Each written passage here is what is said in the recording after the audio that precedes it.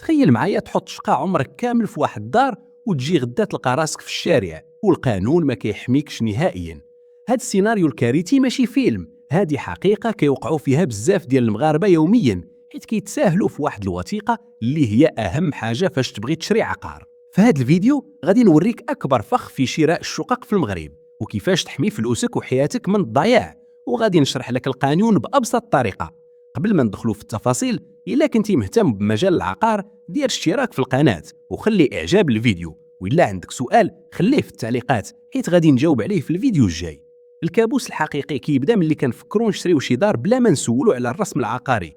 شنو هو هذا الرسم العقاري أو التيتر؟ بكل بساطة هو بحال الحالة المدنية أو بطاقة التعريف الوطنية ديال ديك الشقة، هو الوثيقة الوحيدة اللي كتعترف بها الدولة وكتثبت الملكية المطلقة ديالك. بلا تيتر بحال إلا شريتي غير الهوا والقانون ما غاديش يعقل عليك.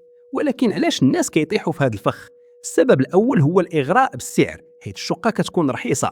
السبب الثاني هو الثقة الزايدة في البائع أو السمسار. والسبب الثالث هو الجهل بالقانون العقاري ديال بلادنا اللي كيخلي المواطن ضحية سهلة للنصب. العواقب ديال هاد الزعمة صعيبة بزاف وتقدر تدمر لك حياتك. أول حاجة إلا ناض شي نزاع غادي تلقى صعوبة كبيرة باش تثبت باللي ديك الدار راها ديالك. ثانيا مستقبلا إلا بغيتي تبيع ديك الشقة أو تاخد عليها شي قرض من البنك باش دير مشروع راه مستحيل، حيت البنك كيتعامل غير مع التيتر. وثالثا وهو الخطر الكبير، يقدر يبان شي نهار شي وريث أو مالك آخر ويطالب بالنصيب ديالو في ديك الدار، وتلقى راسك مضطر تقسم معهم أو تخرج في حالك بيدك خاوية وتضيع في رزقك وفي وليداتك بسبب غلطة بسيطة اللي كان ممكن تجنبها من النهار الأول كون سولتي أهل الاختصاص وتأكدتي من وراقك. هنا كنوصلوا لأكبر خطأ وأخطر ثغرة كيديروها الناس اللي هي البيع العرفي. بزاف ديال الناس كيمشيو لشي مكتبة كيكتبوا عقد بيع وكيمشيو للمقاطعة باش يديروا الجاليزاسيون أو المصادقة على الإمضاء، وكيسحاب لهم باللي راهم صافي ولاو ملاك ديال ديك الدار. هذا راه وهم كبيرة إخواني.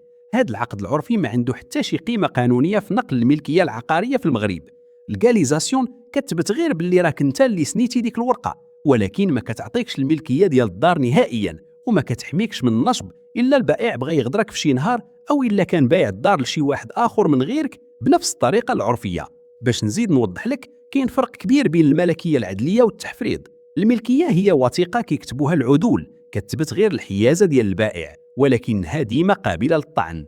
أما التحفيظ فهو كيطهر العقار من أي مشكلة دازت في الماضي وكيعطيك مناعة قانونية تامة. وكاين فخ آخر هو الشراء على التصميم، كتمشي تعطي تسويق مالي كبير لمنعش عقاري بلا ما تسني حتى عقد ابتدائي عند الموثق اللي كيضمن لك حق استرجاع فلوسك. هذا الشيء خطير بزاف، حيت الا داك المنعش دار افلاس او هرب فلوس الناس، فلوسك حتى انت غادي يمشيو في مهب الريح بلا رجعه، حيت ما عندكش ضمانه قانونيه كتحميك. دابا اجي ندويو على المعقول والحلول العمليه.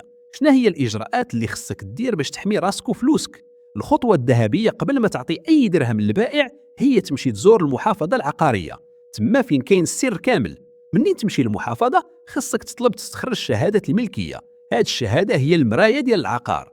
اول حاجه خصك تاكد منها هي واش السميه ديال البائع اللي واقف قدامك وبغى يبيع لك هي نيت السميه اللي مكتوبه في ديك الشهاده. ثاني حاجه تاكد من المساحه الحقيقيه ديال الشقه، واش داك الشيء اللي مكتوب في الورقه هو اللي كاين في الواقع، باش ما يبيعوش لك الوهم وتلقى راسك شاري شقه صغر. من بعد ما تاكد من السميه والمساحه خصك تقرا مزيان ديك شهاده الملكيه باش تاكد واش الشقه خاويه من التحملات، يعني واش ديك الدار مرهونه لشي بنك او واش عليها شي حجز من المحكمه او من اداره الضرائب. الا شريتي دار مرهونه راه المشكل كيولي ديالك انت. وما تنساش واحد النقطه مهمه بزاف اللي هي الرسوم المشتركه او السانديك. قبل ما تسني اي ورقه تاكد باللي البائع خلص كاع داكشي اللي عليه الاتحاد الملاك ديال العماره، حيت الا شريتيه وهو ما مخلصش السانديك غادي يطالبك انت بالاداء. الحل سهل، طلب من البائع يجيب لك شهاده ابراء الذمه من عند السانديك باش تصفي الامور. اذا شنو هو الطريق الامان والحل النهائي باش تشري وانت مرتاح؟ الحل الوحيد هو التوثيق والتحفيظ. القانون المغربي كيلزم على اي واحد بغى يشري عقار باش يكتب عقد البيع عند مختصين، يا اما كتمشي عند موثق اللي كنسميوه النوطير او عند عدول او عند محامي مقبول لدى محكمه النقد. دور الموثق مهم بزاف باش يحميك من اي نصب، هو اللي كيتكلف يدير البحث في المحافظه العقاريه بلاصتك. والاهم من هذا الشيء كامل هو ان الفلوس ديالك ما كتمشيش ديريكت ليد البائع، الفلوس كتحط في حساب امن لصندوق الايداع والتدبير اللي معروف باسم السي دي جي، وما كتسلم للبائع حتى كتسجل الملكيه. وإلا طحتي في شي شقة اللي عجباتك ولكن مازال ما محفظاش، خاصك تبدا اجراءات التحفيظ باش تامن الاستثمار ديالك وتنعس مرتاح. خاصك تحط مطلب التحفيظ في المحافظه العقاريه وتساين المهندس يجي ويعبر وتساين اجل التعرضات يكمل. النصيحه الاغلى اللي نقدر نعطيك هي شري عقار محفظ من البقه الاولى وهني راسك. شراء راحه البال كيسوى اكثر من توفير بعض الدراهم. دابا غادي نخصو هذا الجزء الاخير من الفيديو باش نجاوبوا على اكثر الاسئله الشائعه اللي كيطرحوها المغاربه في الانترنت على هذا الموضوع، باش تكون عندكم فكره شامله وكامله وتعرفوا كل شيء على مسطرات اقتناء العقار وتكونوا مسلحين. السؤال الاول اللي كيتطرح بزاف هو واش نقدر نشري شقه ملكيه يعني ماشي محفظه وما عندهاش تيتر؟ الجواب هو نعم، قانونيا ممكن عن طريق العدول، ولكن المخاطره فيها كبيره بزاف.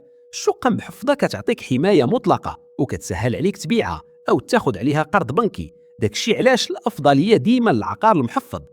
السؤال الثاني، شحال كتقان مصاريف النوطير والتسجيل والتحفيظ؟ الجواب هو ان المصاريف كتختلف. في المتوسط المصاريف الاجماليه اللي كتجمع الضرائب ورسوم المحافظه واتعاب النوطير كتراوح بين 6% الى 7.5% من ثمن الشراء الاجمالي. السؤال الثالث، كيفاش نتاكد باللي الشقه ما عليهاش كريدي او رهن للبنك؟ الجواب سهل، قبل ما تعطي العربون طلب من البائع رقم الرسم العقاري وسير للمحافظه العقاريه او دخل للموقع الالكتروني ديالهم وخرج شهاده الملكيه. هاد الشهاده خصها تكون حديثه يعني ما تفوتش 48 ساعه، تما غادي يبان لك واش الشقه مرهونه للبنك او محجوزه. السؤال الرابع، واش العقد العرفي اللي مقاليزي في المقاطعه كافي باش نشري بار؟ الجواب هو لا والف لا. العقود العرفيه لا يعتد بها نهائيا في نقل الملكيه العقاريه في المغرب.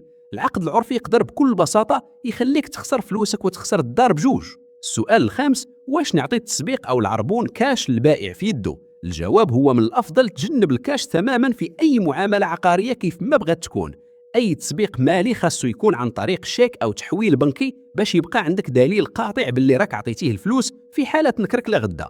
والاضمن كاع هو ان كل المعاملات الماليه من التسبيق حتى الخلاص النهائي دوز عن طريق حساب الموثق اللي هضرنا عليه، حيت هكا كتحمي راسك وكتضمن باللي فلوسك في ايادي امنه وما غاديش تضيع فيهم نهائيا، وتحافظ على رزقك وعرق كتافك اللي جمعتيه بالصبر والتماره ديال سنين طويله باش تفرح وليداتك وتستر عائلتك في شي دويره حلال.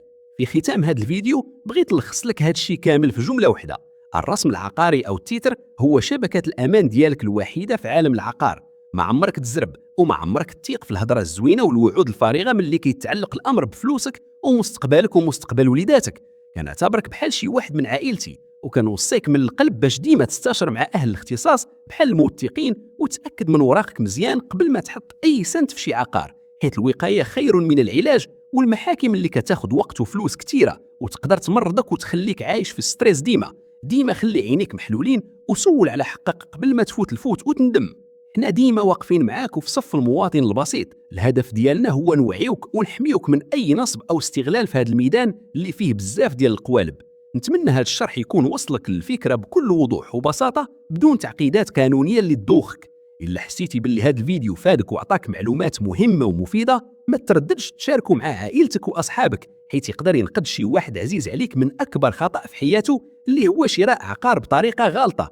شكرا بزاف حيت بقيتوا متبعينا حتى لهنا وعطيتونا من وقتكم، ونشوفكم ان شاء الله في الفيديو الجاي مع موضوع قانوني جديد وشرح مبسط اخر باش ديما تكونوا على بال وتعرفوا حقوقكم.